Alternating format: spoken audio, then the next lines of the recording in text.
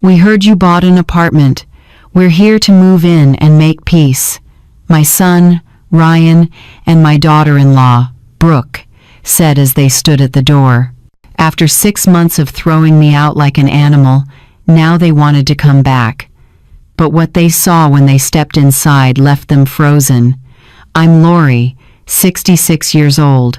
I never imagined the people I loved most in this world would betray me in such a cruel way. It all began the day my husband, Robert, passed away. For 45 years I was the proper wife, the mother who sacrificed for her family, the woman who never said no whenever they needed me. I cooked, cleaned, and handled everything without asking for anything in return. When Robert died of a heart attack 2 years ago, my world collapsed. The house where we had built our dreams became an empty, silent place. In the first months, Ryan and Brooke still came to visit. They comforted me and promised I would never be alone. "We're a family, Mom," Ryan said, as he hugged me. "We'll always be here for you." Turns out, it was all lies. Little by little, the visits became infrequent, the phone calls shorter. Whenever I called, Brooke hung up, saying she was busy. Ryan stopped answering my messages. I became a burden, a bothersome old woman messing up their perfect lives. 6 months ago was the most humiliating moment of my life. Ryan and Brooke showed up at the house with a completely different attitude. No more hugs or fake smiles. Brooke wore a sleek red dress, her hair perfectly styled, looking at me like I was a cockroach. Ryan held a stack of papers, his face colder than I had ever seen. "Mom, we need to talk," Ryan said bluntly, not even greeting me. "Brooke is pregnant and we need more space. This house is too big for one person." It was like a knife stabbed straight into my chest. "What are you saying?" I asked, trembling. Brooke smiled cruelly. "It means you have to move out. We're moving in here. You can find a smaller apartment, something that fits to your needs." "But this is my house," I stammered. "I lived here with your father. This place holds all our family's memories." Ryan replied harshly, "Memories don't pay the bills. Besides, legally, this house is mine too." Robert had added Ryan's name to the deed to avoid problems later. We never imagined our own son would throw his mother out of her home. "Don't do this to me," I begged, tears spilling over. "I'm your mother. I raised you and sacrificed my whole life for you." Brooke burst out laughing mockingly. "Enough, Lori. Stop playing the victim. You've been a burden your whole life." Robert knew it too, he just didn't have the guts to say it. That filthy line trampled on the memory of my late husband. "You have 1 week to pack," Ryan said, avoiding my eyes. "After that, we'll change the locks." 1 week? I screamed in despair. "Where am I supposed to live? I don't have enough money to rent a decent place." Brooke stroked her belly. "That's not our problem. The baby needs a stable home." That afternoon they left, and I collapsed on the living room floor of my own house. For 45 years I had given everything to that family. I gave up my dreams, my ambitions, my very self, to be the perfect wife and mother. I had stayed up all night caring for Ryan when he was sick. I worked extra shifts to help them in the early years of their marriage. I was their refuge every time they had problems, and this was how they repaid me like trash. The days that followed were the darkest of my life. Walking through that house, knowing it no longer belonged to me, tore my heart apart. Every corner screamed memories. There was the table where Robert ate breakfast and read the paper. There, the armchair, where he held me while we watched TV. In that corner, the little desk where I paid the bills month after month. I packed my belongings with trembling hands. 45 years of marriage condensed into just 6 cardboard boxes. Yellowed photographs, the dinnerware my mother left me, a few dresses I no longer wore, cookbooks full of notes. Everything that had been me suddenly felt small, easy to discard. On the day I left, they didn't even bother to show up. I set the keys on the kitchen table with a note, "Be happy."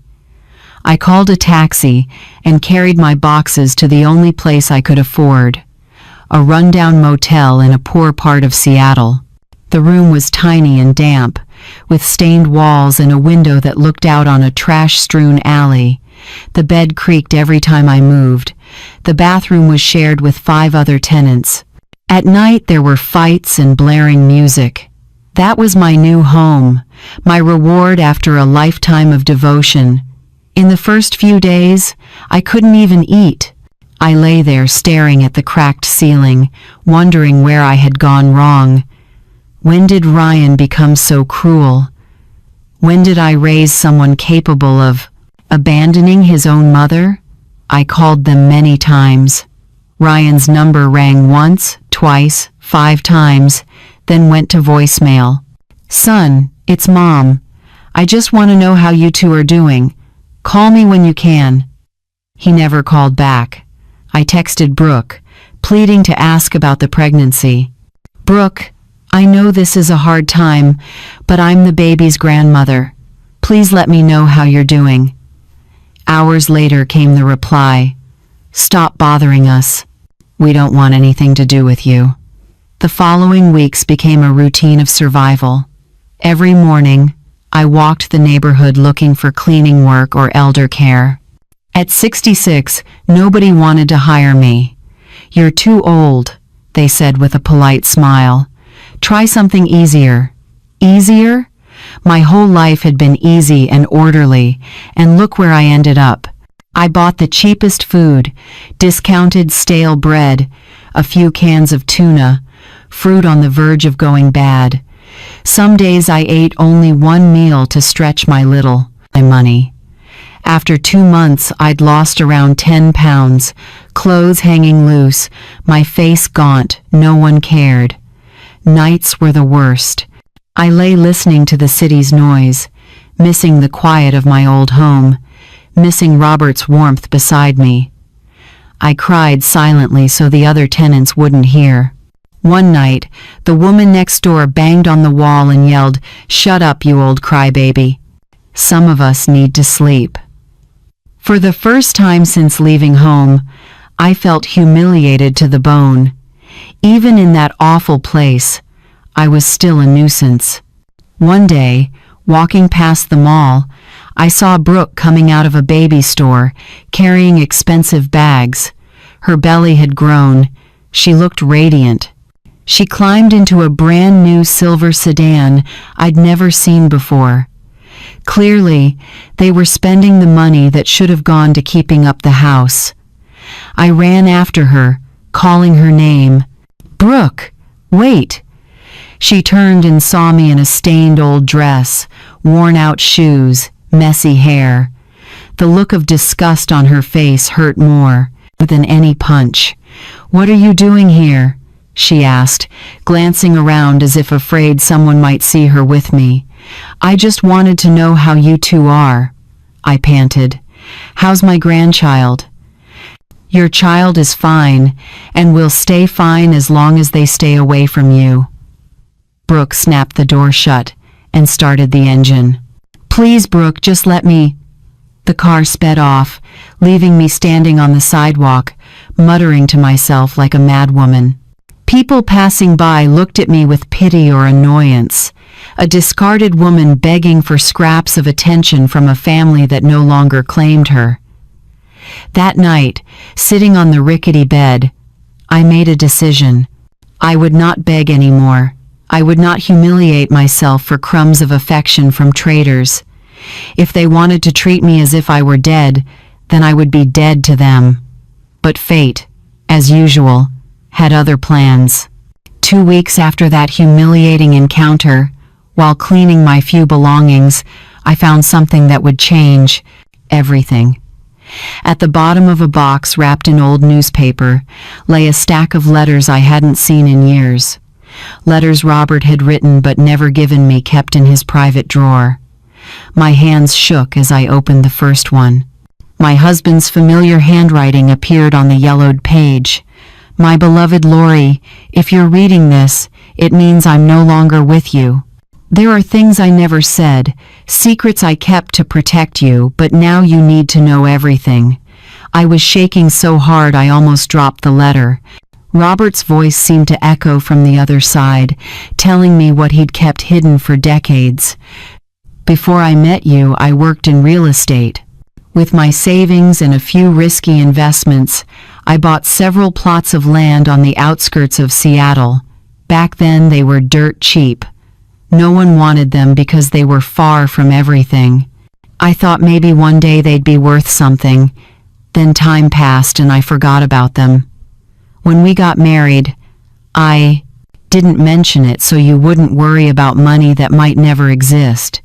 The paperwork is in a safe deposit box at First Puget Bank, number 1247. The key is behind our wedding photo taped down. Lori, if anything happens to me, those plots are probably worth a fortune now. The city has grown out there. Shopping centers, apartment buildings, everything I once dreamed might happen has come true." I held my breath. I dropped the letter and rushed to the wedding photo I'd kept among my few things. On the back of the frame, under the old tape, my fingers touched a small, icy key, and I understood. The game had changed. Just as the letter said, the yellowed tape on the back of the wedding frame hid a small gold key. Heart pounding, I kept reading the remaining letters.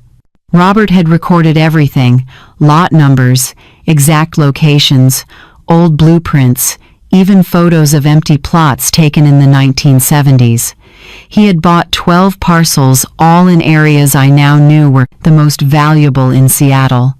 "I didn't tell you because you were happy with our simple life," another letter read. "But if one day I'm gone, I want you to know you were never left unprotected. You are the strongest woman I've ever known, stronger than you think. If anyone hurts you, remember, you have the strength to defend yourself.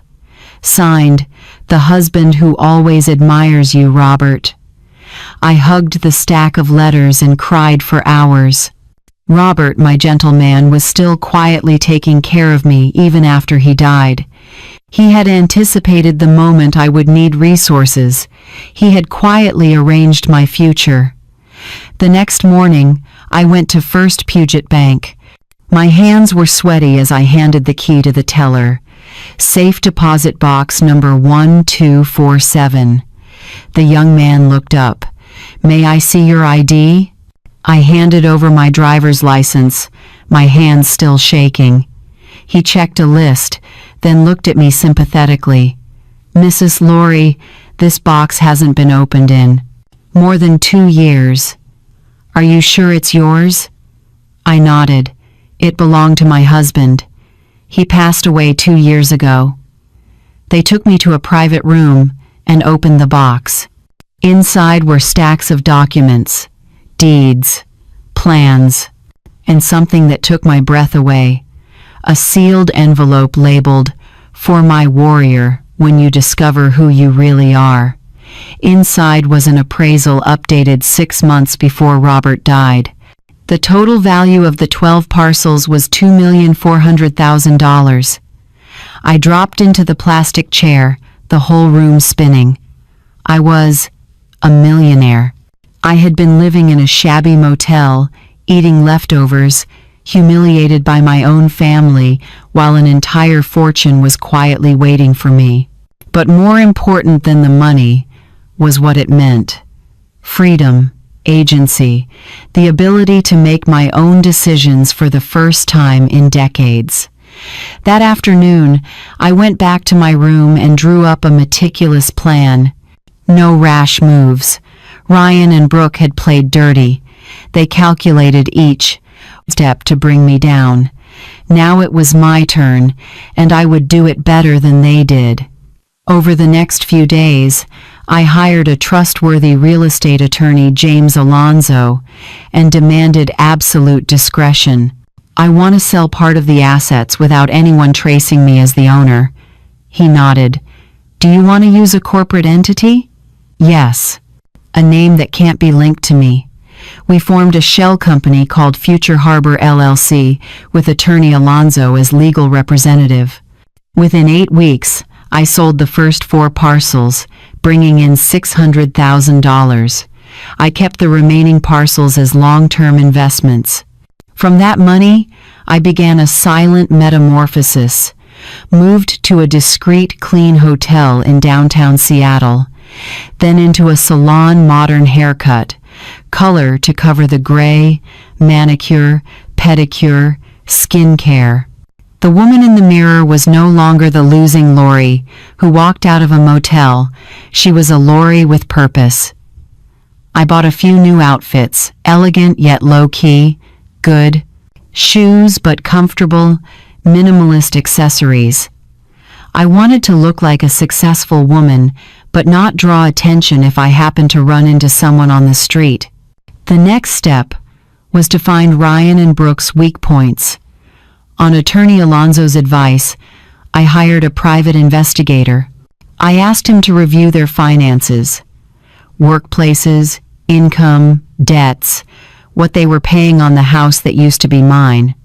A week later, the results didn't surprise me. Ryan had taken out a mortgage on the house.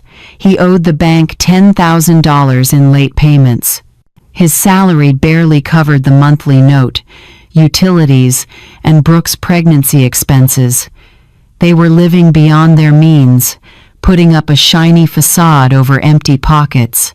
Brooke had quit her job to focus on the pregnancy, so they depended entirely on Ryan's income. According to the investigation, the two of them fought about money many times. Neighbors even heard them shouting at night. I pressed my lips together. Greed had pushed them to throw me out now. It would be the rope that tied them up. I didn't rush. I knew.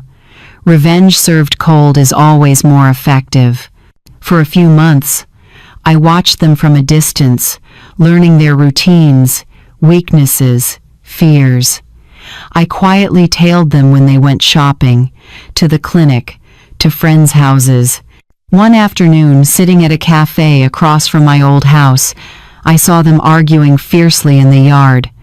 Brooke pointed and yelled. Ryan held his head like he was helpless. Even without hearing the words, their body language said it all. They were in crisis. That night, I opened my laptop and started looking for a property to buy. Not just anything. I needed a clear symbol. After a few hours, I found a penthouse in the most luxurious building in the city, 42nd floor, 4 bedrooms, 3 bathrooms, a terrace with a panoramic view, high-end finishes for $1,800,000. I paid 60% in cash and financed the rest with a mortgage under Future Harbor LLC. Perfect. It was the complete opposite of the failed widow image they painted of me, the exact thing I needed for the next phase. The next morning, I called the broker. I want to buy the penthouse at Summit Tower. Wonderful. When would you like to tour? No need to tour. I'll put down the deposit today and close in 45 days. The line went silent for a few seconds. Sorry. Did you say cash? That's right. The money is ready now. That afternoon, I signed the contract and became the owner of the most sought-after penthouse. When the set of keys landed in my hand, I knew it was time for a new round. I stepped into the apartment. High ceilings, floor-to-ceiling glass looking out over the Seattle skyline, Italian marble, a kitchen full of the latest stainless steel appliances, a private terrace as big as the entire house I once lived in with Robert. But I wasn't there to admire, I was there to work.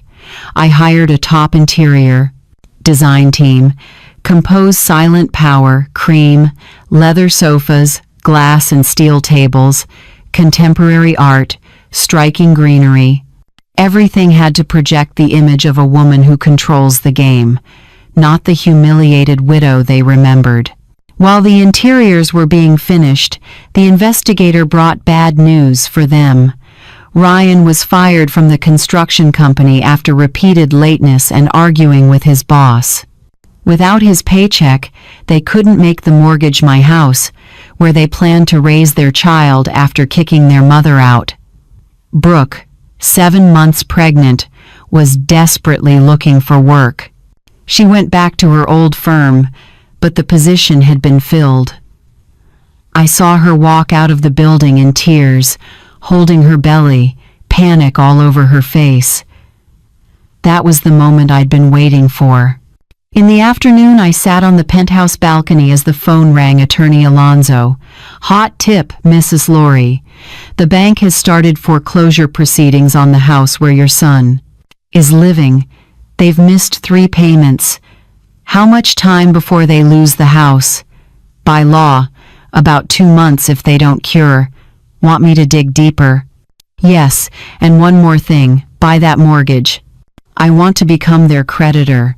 He hesitated a beat. Unusual but technically feasible. I'm certain. 2 weeks later, through Future Harbor LLC, I officially became the new creditor on the old house. From now on, Ryan and Brooke owed my Future Harbor LLC the entire remaining mortgage balance, and they were currently $10,000 past due. Of course they had no idea. I didn't show my hand yet. I wanted them to taste the same despair I once did. I hired a collections firm to apply pressure.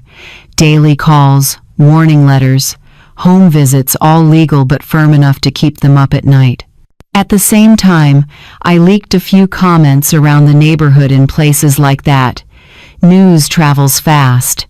Soon, everyone knew Ryan and Brooks. Perfect family was going broke. The investigator reported, Brooke had to sell the new car for cash. One day, I saw her standing at the bus stop in a wrinkled green maternity dress, carrying grocery bags from the cheapest market in the area. I sipped my tea as the cold wind threaded through the high balcony railing. The board had turned, and this time, I was the one making the move. The contrast was stark. Brooke was no longer the arrogant woman who had thrown me out of my own home.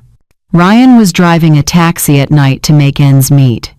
One night, I tailed him and saw him parked on a dangerous corner, waiting for fares with a defeated face.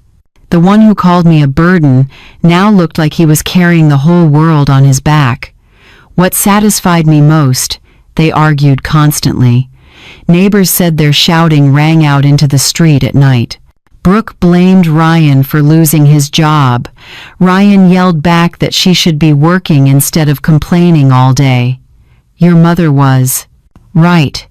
You're useless and will never get better. That line from Brooke, according to Mrs. Benita, my former neighbor, made me realize. Turns out Brooke was closer to my former mother-in-law than I thought, and clearly that woman had a very clear assessment of her own son. It was time for the next strike. I bought the commercial debt tied to the office building where the construction company that fired Ryan was headquartered, becoming a major creditor of the building's owner. It wasn't hard. The previous owner was financially exhausted and wanted to sell fast. I paid cash and became the new landlady. After that, through Future Harbor LLC, I offered a series of lucrative construction contracts to competitors, the bids that would otherwise have gone to Ryan's former company. Slowly, methodically, I cut off every chance for him to return to the industry with a stable job. I signed a 10-year master lease with the building where Brooke used to work, with an option to buy. When she tried to come back and beg for her position, what awaited was a new management board and new policies conveniently not favorable to employees who had resigned abruptly like her. Everything was going according to plan, only the reveal was missing. One evening, while dining alone in the Summit Tower penthouse, I decided to plant a seed of doubt so they would come to me. I hired an actor to play Robert's old friend. The assignment was clear: run into Ryan in public and blurt out, "I heard Lori lives in a penthouse now. How does she have the money for that?" The plan ran like clockwork. The actor met Ryan at a gas station and delivered the exact lines. That night, Ryan came home with 1,000 questions, clearly starting to suspect he had judged his mother wrong. "No way. Mom doesn't have the money for a penthouse," he told Brooke, according to reports from my network. But the seed of doubt had sprouted. A few days later, I saw them digging for information about me, asking neighbors, calling old acquaintances, even hiring someone to track down where I lived. When they confirmed I truly lived in one of the most expensive buildings in Seattle, Brooke practically hid at home for 3 days to process the information. Ryan was lost, confused, as if the whole world had flipped upside down, and that's exactly what had happened. The woman they tossed out like trash was living a life better than they could ever dream of. The burden they threw out now held power and resources far beyond what they could gather in a lifetime. And the beautiful thing, they didn't know that the financial nightmare had been designed by the very woman they betrayed. Now it was just a matter of waiting. I knew they would come. Desperation, curiosity, and greed would lead them straight to my door. And the call came exactly as predicted. On Tuesday morning, I was having breakfast on the balcony, watching the city wake beneath my feet, when the phone rang with a number I recognized instantly: Ryan. I let it ring 4 times before picking up. I had to sound surprised, as if I hadn't been expecting this call for weeks. "Hello, Mom. It's me, Ryan."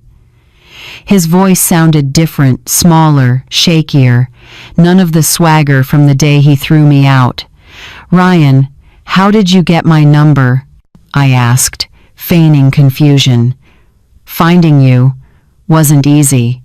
Mom, we need to talk." "Oh, now you need to talk. Funny. A few months ago you said I was a burden and wanted nothing to do with me." The line went silent, only his heavy breathing. "Mom, things are a mess. Brooke is 8 months pregnant, and I lost my job. We heard that you have a penthouse." Finally, the real reason. Not family love, not genuine remorse, just financial need dressed up as reconciliation. "A penthouse? Who told you that?" "A friend of Dad's said he saw you. When I left the old house, I had nothing." "Things change, son. The person you look down on most might be the one full of surprises. Could you tell us what happened? Brooke and I are really struggling. Maybe we could come visit you and talk it out?" The brazenness made me pause. After humiliating me, throwing me out, ignoring every call for months now, they wanted to talk because they knew I had money. "Come visit, Mom. Are you sure? The last time we met, you called me a bitter old woman." "Mom, we were so stressed then. We didn't mean it." Lies. They meant every cutting word that day. "All right," I said. "Tomorrow afternoon you two can come, but one condition: no lying. If you come here, you tell the whole truth about what you did." "Yes, Mom, I promise." Another empty promise, but this time every card was in my hand. I gave them the address and told them to come up to the 42nd floor. After hanging up, I sat on the balcony and scripted every detail. The message had to be crystal clear. The woman once looked down on now held all the power. I hired a catering service to prepare an elegant lunch. Not flashy, but refined enough to show my life had completely changed. Salmon, gourmet salads, imported wine, delicate desserts, the very kind of spread Brooke dreamed of hosting but could never afford. I checked every corner of the interior. Fresh flowers in each room, cushions perfectly placed, art lit just right. Every detail said, I had won while they were sinking. Most important was my appearance. I went to the city's most upscale salon, manicure, pedicure, facial, hairstyling. I bought a new beige dress, elegant, not showy, designer shoes, minimalist but expensive jewelry. In the mirror was someone entirely different from the woman who once left that house in tears. The night before the meeting, I called attorney Alonzo. They're coming tomorrow. I want the mortgage file and the properties I bought around their area ready. Do you plan to reveal that you're their creditor? Not yet. I want to gauge their level of desperation first. But leave all the paperwork out on the table. That night I didn't lose sleep from worry, but from anticipation. I had imagined this moment for months when they would fully grasp the price of betrayal. The next morning, I woke early to do one last sweep of the penthouse. Soft classical music, a few investment books placed artfully on the glass table, the laptop open to a portfolio chart. At exactly 2 p.m., the front desk called, Mrs. Lori, there's a couple here claiming to be your son and daughter-in-law. Send them up. I stood before the living room's glass wall, my back to the door, looking out over the city, stretching to infinity. I wanted the first thing they saw to be the scale of this view. The private elevator opened, slow, hesitant steps on the marble floor. The doorbell. Come in, it's unlocked, I said without turning around. They stepped in and froze. Silence pressed down. I could feel their shock, their bewilderment, their confusion. Then I turned. Ryan stood on the threshold, mouth open, eyes wandering around the room like he'd landed on another planet wearing old jeans and a wrinkled shirt. Brooke kept a hand on her pregnant belly, her eyes glued to the glass wall looking down over Seattle, the city where now I was the one standing above. Ryan looked noticeably worn out. Deep, dark circles, several days of stubble.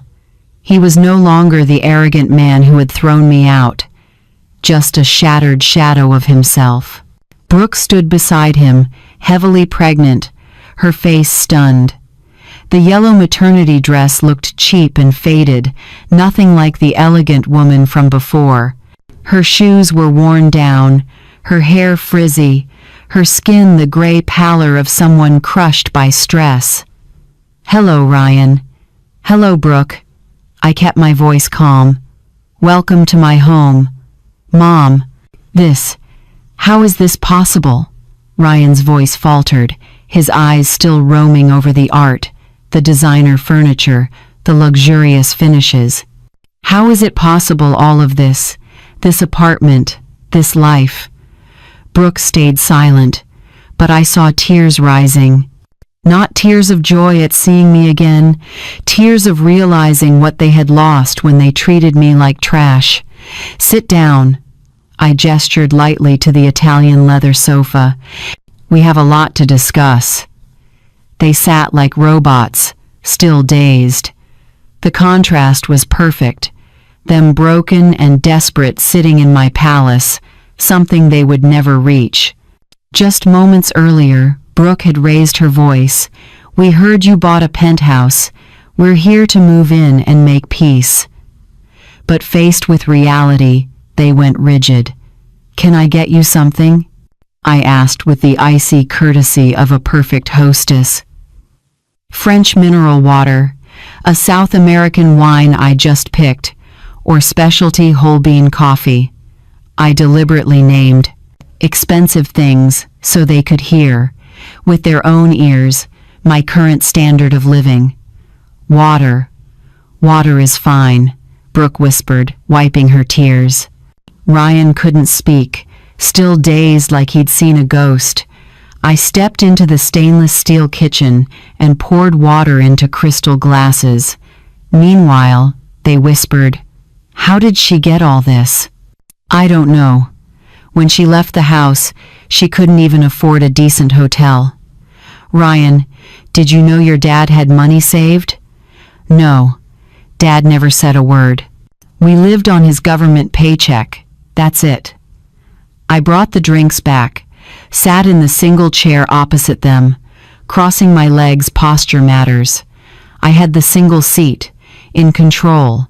They huddled together on one sofa, small and uneasy. "All right," I said slowly.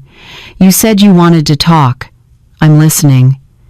Ryan cleared his throat, trying to regain some composure. "Mom, first we're sorry for how we treated you. We were so stressed. Pregnancy, expenses." "Stressed?" I cut in, soft but sharp. "Is that your reason for throwing your own mother out of her home after 45 years of marriage?"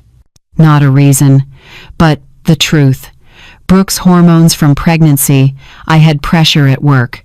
Ryan, I used the same tone I once used to teach a 5-year-old. Don't lie. You didn't kick me out because you were stressed. You kicked me out because you thought I was a useless old woman with nothing you could exploit." Brooke finally spoke, her voice cracked. "Lori, I didn't mean those awful things I said. I was scared because of the baby, the money, everything." "Which awful things, Brooke? Be specific." "I remember every word." She went even paler. "I said you were a burden. That Robert knew it too, but didn't have the courage to say it. That my child needed a stable home, not the complaints of a bitter old woman." "Good, at least now you're honest." I stood, walked to the glass wall, and turned my back. In the reflection, the two of them, exhausted, sat at the edge of the sofa like they were waiting to be called in a courtroom. "You know what's most interesting?" I didn't look back. "You miscalculated. You thought you knew my whole story, that you knew exactly the worth of Lori, a widow. Turns out you never knew who I am." "Mom, can you explain?" "Where did the money come from?" Ryan asked. "Not so fast." I turned and met his eyes. "Do you want to know because you truly want to understand, or to calculate how much you can squeeze out now that you found out your mother is rich?" "No, that's not it." "Then why wait 6 months to call? Why not look for me when I was living in a shabby motel, eating 1 meal a day, lying on a bed full of bedbugs?" Ryan lowered his head. He had no answer. "I'll tell you a story," I said, circling behind them as I spoke. 2 years ago, when your Malin story, father died, I was exactly the woman you thought. A widow with no resources, dependent on family, no options. I was vulnerable, alone, and needed love. I stopped in front of Brooke. But when you two betrayed me, threw me out like garbage, everything changed. I had to learn to be a different kind of woman without Robert, without you, without anyone. I discovered this. Robert, the husband I loved, had protected me all my life in ways I never knew. He invested, bought real estate, laid out a plan for my future without my knowing. Ryan snapped his head up. "Dad had money saved? Your father left a fortune, Ryan, a fortune that now belongs to me. And you could have shared in it if you were the kind of people who deserved an inheritance." Brooke burst into tears. "Lori, we didn't know. If we'd known Robert left money, then you would have behaved differently, shown me respect, only because I had money." "Is that what you mean, Brooke?" I don't know. I'm so confused. Let me make it clear. You treated me badly because you thought there would be no consequences. You kicked me out because you assumed I had no power to defend myself. You humiliated me because you believed I was weak. I sat down again, this time closer. But it turns out you were wrong about everything. Ryan mustered the courage to ask the question that had been burning him up. Mom, how much money do you have? I smiled without warmth. Do you really want to know? I tilted my head. I have enough to buy the building you live in. In fact, if I feel like it, I can buy the entire block. They went silent. I also have enough to send Brooke's child to any top university or to ensure they don't receive a single cent from me. I have the power to change your lives for the better or wipe them clean. Brooke held her belly as if the baby could hear it. And you know what else I have, Ryan? A network. I've built over months. I know the directors of the biggest construction companies in the city. I know the heads of HR, the people who decide who gets a job and who doesn't. Ryan turned pale. Mom, what are you saying? I'm saying, the power you thought you once had over me now, I have over you. And I'm still considering what to do with it. I stood and walked toward the kitchen, while I think, why don't you tell me about your current finances? Rumors. Who told you? Ryan forced out. In this city, Ryan, when you have money and connections, information comes to you. I know you lost your job. I know Brooke sold the car. I know you're behind on the mortgage. Brooke collapsed inward. We don't know what to do. The baby is due in a month. No money. They're about to foreclose. We have nowhere to go. Sounds grim, I said evenly. You must feel very vulnerable, very desperate, very alone. I let them absorb every word, exactly the feeling I had when they threw me out. Silence thickened. Brooke sobbed, clutching her belly. Ryan held his head, finally grasping the scale of what they'd done and the price ahead. I stood by the glass wall, watching them slowly fall apart. Just as I had planned, but a small part of me was surprised by how much I was enjoying it. Please, Brooke hiccuped. Lori, please. We know we hurt you. We know we were awful. But the baby, your grandchild, did nothing wrong. There it was, the last resort, using the child as an emotional shield, predictable but effective. For a moment, I felt my heart soften. My grandchild? I asked softly. What makes you sure I want anything to do with them? After all, you're the one who said the baby needs a stable home, not the complaints of a bitter old woman. I was wrong. I panicked and said terrible things. Now I understand. The baby needs their grandmother. The baby needs to know. You're an extraordinary woman. Extraordinary? I arched a brow. Interesting. 6 months ago I was just a useless burden. Ryan looked up. Mom, we know we don't deserve forgiveness. We were cruel and unfair to you, but we're desperate. We truly don't know what to do. I'm listening, I said, wanting to see how far he was willing to humble himself. I've been out of work for 2 months. I've applied everywhere, but no one hires me. It's like I'm blacklisted. Brooke has tried to find work, but no one wants to hire a woman 8 months pregnant. We're 3 payments behind on the mortgage. The bank sent a foreclosure notice. In 2 weeks they'll take the house. The house that used to be mine, I added gently. Ryan swallowed. Yes, the house that used to be yours. Where we were happy. When we were still a family. When we were, I repeated. So we're not now? I don't know what we are anymore. Mom. I slid my chair closer to the glass table opposite them, close enough to see every line of despair on their faces. Let me be clear about what we are. Strangers. You made that true when you decided I had no value, but there's something more important. You need something from me, and I have the power to give it or not. That is our current family relationship. What do you want from us? Ryan's voice was hoarse. Wrong question. The right one is, what are you willing to trade to get my help? They looked at each other confused. In short, when you thought I had nothing, you treated me like trash. Now that you've discovered I have value, you come asking for help. So what exactly are you putting on the table? We're your family, your son and daughter-in-law, Brooke whispered. No, I said firmly. You lost the right to play the family card the day you threw me out. If you want my help, you have to earn it. How do we earn it? Ryan asked. I stood and slowly circled them like a lawyer interrogating witnesses. From now on, you're no longer relatives who made a mistake. You're debtors who betrayed your creditor. That difference matters.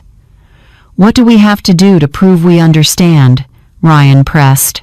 Tomorrow, before you come here, you will visit everyone who was there the day you threw me out. Tell the exact truth and apologize on my behalf. Say, we're here to apologize to Lori because we treated her unfairly, and we want the whole neighborhood to know we admit we were wrong. Ryan swallowed. Everyone? Everyone, especially the neighbors. I want the entire block to know the new owner of this area admits to a grave misjudgment. I smiled for the first time during the meeting. Oh, and I didn't mention this. I've bought 4 units on the block where you live.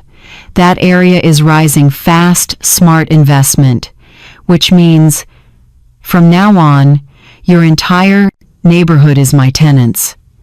And everyone will know why you lost your house. Brooke held her belly as a contraction rolled through. Are you okay? My maternal instinct flicked on. I'm just stressed. The baby kicks hard when I'm anxious. For the first time all evening, my expression softened. No matter what you decide, when it's time to give birth, I'll be there if you need me. The baby is my grandchild. I won't take my anger out on someone innocent. Ryan covered his face. Mom, how did our family end up like this? Because you chose money over love. Because you thought you could treat someone badly without paying a price. Is there any way to fix it?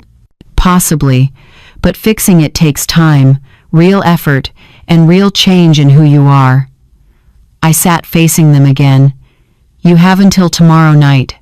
Either accept all my conditions or face the consequences on your own. If we accept, will things go back to the way they were?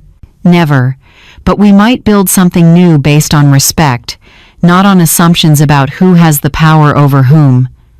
They stood slowly. Brooke needed Ryan's support. Thank you for giving us a chance, she murmured. Don't thank me yet. Prove you deserve it. I walked them to the penthouse door. One more thing. When you come back tomorrow, bring a handwritten letter, each explaining what you learned from this and how you plan to change. Handwriting carries weight. I need to see that you understand the gravity. They left in silence, carrying the weight of everything they'd just learned.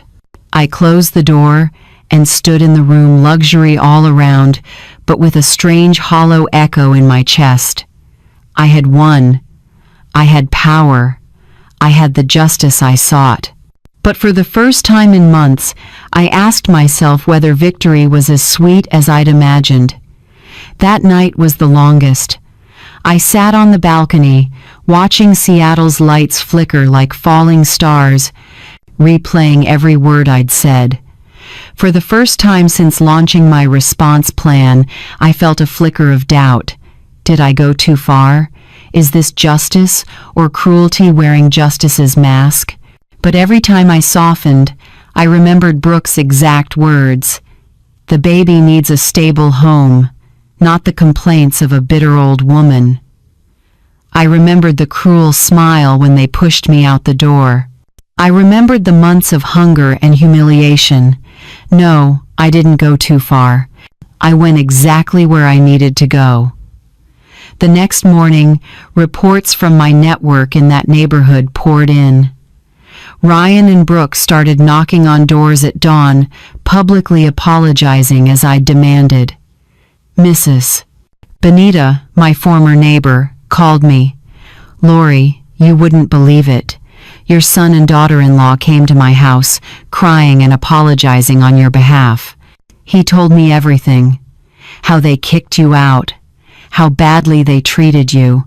How they realized that greed made them lose the best.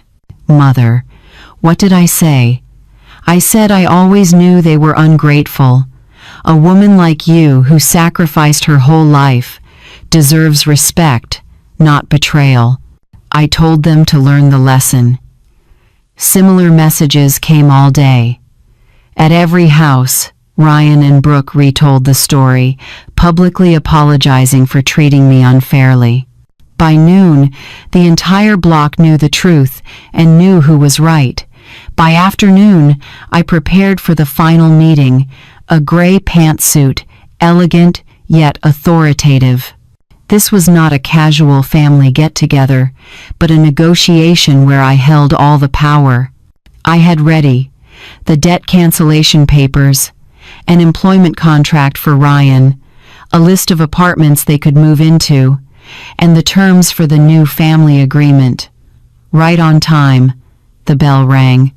They looked different, smaller, humbler, and more genuine than I had ever seen. Good evening, I said neutrally. Did you bring everything I asked for? Yes. Ryan handed me the handwritten letter. We went to apologize to every house and we wrote the letters. They sat on the edge of the sofa posture of people waiting for instructions, no longer those who came to demand. I opened Ryan's letter first. Dear Mom, these past days I've looked hard at the man I've become, and I'm ashamed. I kicked you out of your own house because I thought I had the right. I treated you like trash because I thought you had no value beyond what you could give me. I acted like a selfish child, not the man you raised with all your love. I've learned that respect isn't based on the benefits you get, but on recognizing the other person's human dignity. I promise to be a better father to my son than I was a son to you. Ryan. Short, but honest. I could feel the words came from the heart, not just from desperation. I opened Brooke's letter. Dear Lori, I have no excuse. I used words as weapons to hurt you. During the months my life fell apart, I finally understood what it means to be fragile, afraid, dependent on others' kindness, exactly what you felt when we threw you out, except you had done nothing to deserve it. I want my son to grow up knowing his grandmother only if you choose to forgive. Not because I have any right to demand it, but because I hope to be worthy of that chance. Brooke.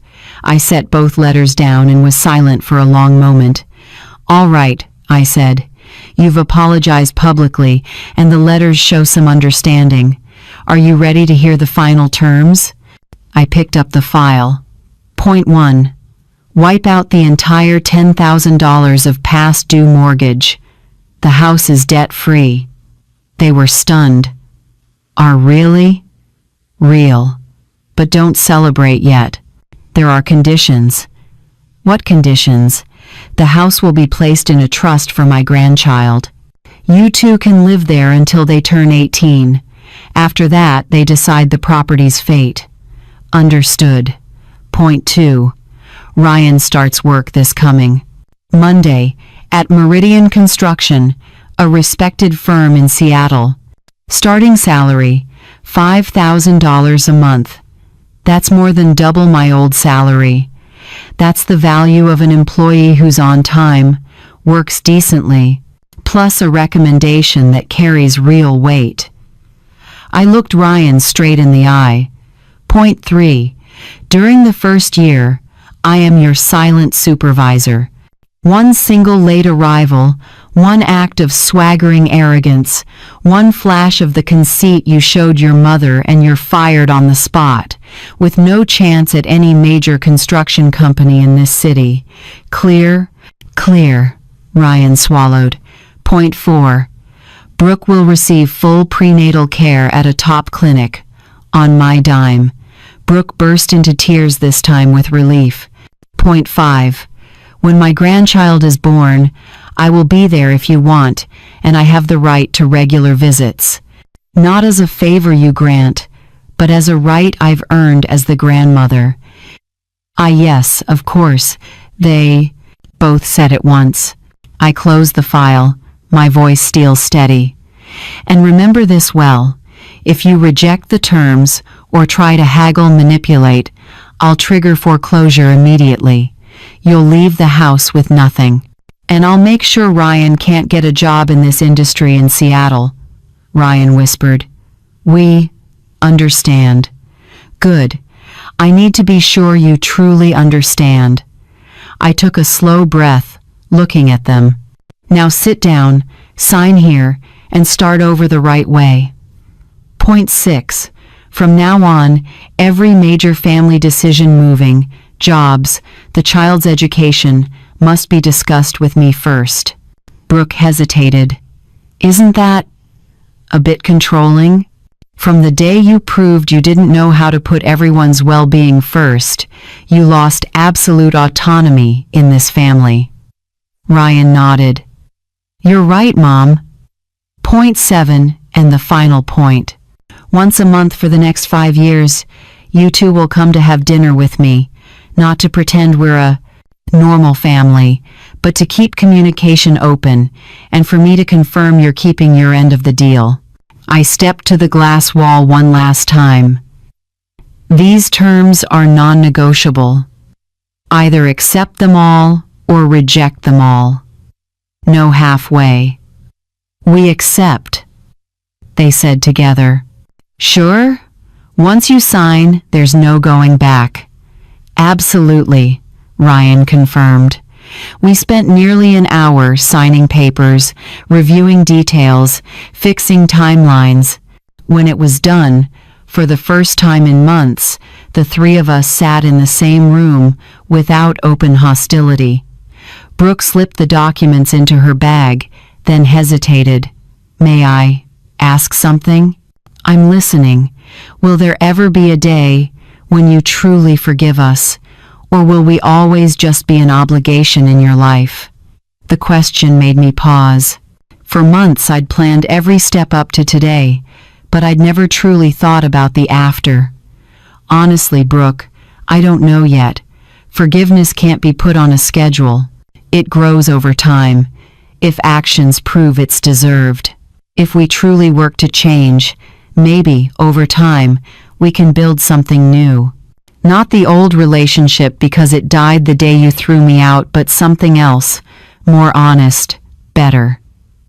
For the first time, I smiled with genuine warmth. Maybe. Ask me again in 5 years. That night, when they left, I stood alone in the penthouse, still the marble walls and the Seattle sky beyond, but inside was a feeling I hadn't known in a long time. Peace. I didn't get back the old family, that family is gone forever, but I had something more precious. Respect, candor, and the possibility of a future built on solid ground instead of fragile illusions. A few months later, when my grandchild was born, I was there, and when the baby was placed in my arms for the first time, I understood. It was all worth it, not for revenge, but for the chance to begin again. When the door closed, Lori didn't choose payback for the sake of it. She chose boundaries, then chose compassion. Today's story reminds us, family isn't measured by blood or promises, but by respect, honesty, and responsibility. Forgiveness doesn't erase wrongs overnight. It's a long road where each of us must shoulder our part of the change. Justice helps us stand. Compassion helps us move forward, and only together do wounds get the chance to heal. What do you think? If you were Lori, what conditions would you set to protect your heart while still leaving the door open for a new beginning? How should boundaries and love be balanced in a family that's been hurt? Share your perspective in the comments. Your story might help someone find their way home. If these stories resonate with you, stay with the channel so we can keep listening, learning, and growing together through each next chapter. See you in the next episode.